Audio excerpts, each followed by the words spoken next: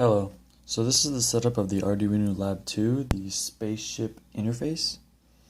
And I'm going to be going through the circuit and I'm going to show you the code and explain that as well. So basically, here's the setup. We have our 3 wires plugged into the resistors with the LEDs. They're plugged in on, I think they're plugged in on 3, 4, and 5, and 2 is plugged into our input.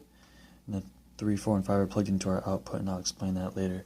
So it's working right now. We have our green LED solid, and then when we press the button, it will light the red lights.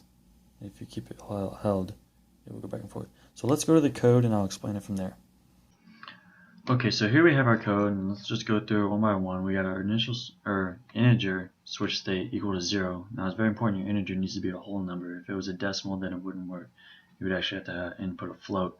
So here we got our setup. This is basically the initial setup of how we connected the board. Remember, our 3, 4, and 5 were the red wires connected to the LEDs. So those are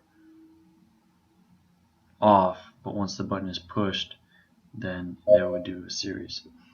So the 2 is our input, which is also the switch. So you input the command by pressing it down. Now going down to our void loop, we have our switch state equals digital read, which is set up to the 2, which is our switch. And we put an if function in, so our switch state is low, meaning off.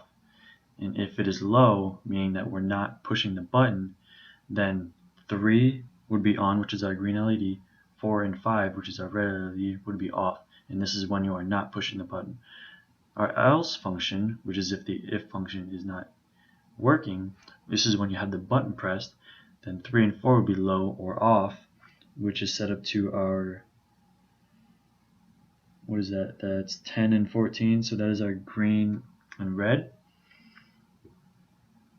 Is that right? Yes. So 3 and 4 are green and red, and then 5 is the red. So, and then we put a delay of waiting a quarter second for the 4 and 5 high low. So what this is basically doing is 4 is off, which is the red LED, 4 is the LED, 5 is the LED, and then right here 4 is the LED, 5 is the LED. So these would alternate. When I pressed the button, they alternated. So that's why we have that in there. And then we have this delay of 250 milliseconds, so we could see the change. If we didn't have that delay, then it would pretty much be instantaneous and you couldn't see it.